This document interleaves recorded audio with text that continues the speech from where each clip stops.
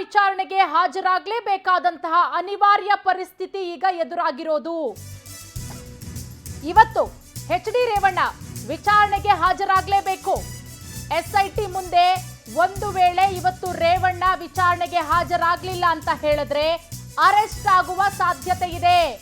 ಯಾವುದೇ ಕ್ಷಣದಲ್ಲಿ ಬೇಕಾದ್ರೂ ಎಚ್.ಡಿ. ರೇವಣ್ಣ ಬಂಧಿಸುವ ಸಾಧ್ಯತೆ ಇದೆ. ಇವತ್ತೇ ರೇವಣ್ಣ ವಿಚಾರಣೆಗೆ ಹಾಜರಾಗಲೇಬೇಕಾದಂತಹ ಅನಿವಾರ್ಯತೆ ಇದೆ.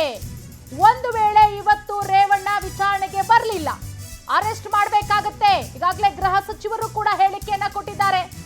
ಹಾಗಾಗಿ ಅನಿವಾರ್ಯತೆ ಇವತ್ತು ಎಚ್.ಡಿ. ರೇವಣ್ಣ ಎಸ್ಐಟಿ ಅಧಿಕಾರಿಗಳ ಮುಂದೆ ವಿಚಾರಣೆಗೆ ಹಾಜರಾಗಲೇಬೇಕು. ಈಗಾಗಲೇ ರೇವಣ್ಣ ಹಾಗೆ ಪ್ರಜ್ವಲ್ ರೇವಣ್ಣ ಇಬ್ಬರಿಗೂ ಕೂಡ ಎಸ್ಐಟಿ ಅಧಿಕಾರಿಗಳು ನೋಟಿಸ್ ಅನ್ನ ಕೊಟ್ಟಿದ್ದಾರೆ. ಮೊನ್ನೆನೇ ನೋಟಿಸ್ ಅನ್ನ ಕೊಟ್ಟಿರೋದು 24 ಗಂಟೆಯ ಒಳಗೆ ವಿಚಾರಣೆಗೆ ಹಾಜರಾಗಬೇಕು ಅಂತ ಹೇಳಿ.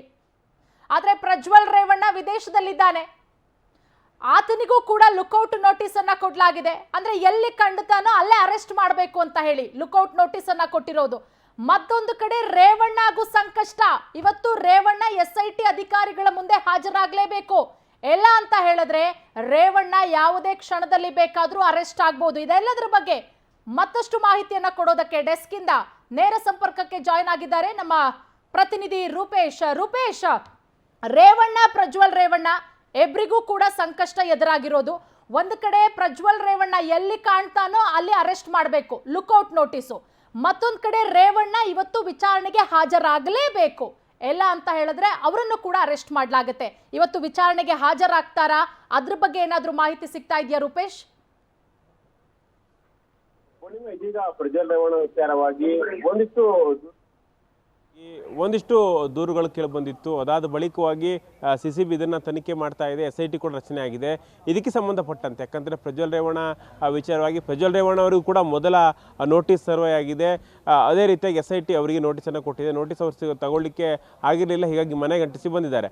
ಅದೇ ರೀತಿಯಾಗಿ ಎಚ್.ಡಿ. ರೇವಣ್ಣ ಅವರಿಗೂ ಕೂಡ ನೋಟಿಸ್ ಜಾರಿಯಾಗಿದೆ. ಅವರು 24 ಗಂಟೆ ಒಳಗಡೆ ವಿಚಾರಣೆಗೆ ಹಾಜರಾಗಬೇಕಾಗತ್ತೆ. ಆದರೆ ಮೂಲಗಳ ಮಾಹಿತಿ ಪ್ರಕಾರವಾಗಿ ಇವತ್ತು ಕೂಡ SIT ಮುಂದೆ ಹಾಜರಾಗೋದು ಡೌಟ್ ಅಂತ ಹೇಳಲಾಗ್ತಾ ಇದೆ. ಮಧ್ಯಾಹ್ನದ ನಂತರ ಬರಬಹುದು ಅನ್ನೋಂಥದ್ದು ಒಂದಿಷ್ಟು ಮೂಲಗಳ ಮಾಹಿತಿ. ಆದರೆ ಇವತ್ತು ಹಾಜರಾಗೋ ಡೌಟ್ ಅಂತೇಳಿ ಅವರು ನಾಳೆ ಅಲ್ಲ ಅಥವಾ 4ನೇ ತಾರೀಕು, ಅಂದರೆ ಮೇ 4ನೇ ತಾರೀಕು SIT ಮುಂದೆ ಹಾಜರಾಗ್ತಾರೆ ಅನ್ನೋಂಥದ್ದು ಒಂದು ಮಾಹಿತಿಗಳು ಕೊಡ್ತಾ ಇದೆ. ಆದರೆ ಇದಕ್ಕೆ ಕಾಲಾವಕಾಶವನ್ನು SIT ಅವರು ಕೊಡ್ತಾರೆ ಅನ್ನೋಂಥ ಪ್ರಶ್ನೆಗಳು ಎದುರಾಗ್ತಾ ಇದೆ. ಯಾಕಂತ ಹೇಳಿದ್ರೆ ಮೊದಲ ನೋಟಿಸನ್ನು ಕೊಟ್ಟಾಯಿತು, 24 ಗಂಟೆಯೊಳಗೆ ಹಾಜರಾಗಿ ಅಂತೇಳಿ ನೋಟಿಸನ್ನು ಕೊಡಲಾಗಿತ್ತು. ಆದರೆ ಅವರು ಹಾಜರಾಗಿರಲಿಲ್ಲ. ಹೀಗಾಗಿ 2ನೇ ನೋಟಿಸನ್ನು ಕೊಡ್ಬೋದು. 2ನೇ ನೋಟಿಸಲ್ಲಿ ಎಷ್ಟು ಅವಧಿ ಕೊಡ್ತಾರೆ ಅಂಥೇಳಿ ನೋಡಬೇಕಾಗತ್ತೆ. ಹೀಗಾಗಿ ಒಂದು ವೇಳೆ ಆರೋಪಿ ಎಲ್ಲಾದರೂ ನೋಟಿಸನ್ನು ಕೊಟ್ಟಾಗ ನೋಟಿಸ್ಗೆ ಪದೇ ಪದೇ ರೆಸ್ಪಾಂಡ್ ಮಾಡ್ತಾ ಇದ್ದರೆ, ಮಾಡದೇ ಇದ್ದರೆ ಅವ್ರನ್ನ ಬಂಧಿಸಿ ವಿಚಾರಣೆಗೆ ಒಳಪಡಿಸ್ಬೋದು ಅನ್ನೋಂಥದ್ದು ಕಾನೂನಲ್ಲಿದೆ. ಹೀಗಾಗಿ ಎಚ್.ಡಿ. ರೇವಣ್ಣವರು ಪದೇ ಪದೇ ತಡ ಮಾಡ್ತಿರೋದ್ರಿಂದ ಮುಂದೇನು ಕ್ರಮ ಆಗುತ್ತೆ ಅನ್ನೋದು ನೋಡ್ಕೊಳ್ಬೇಕಾಗತ್ತೆ.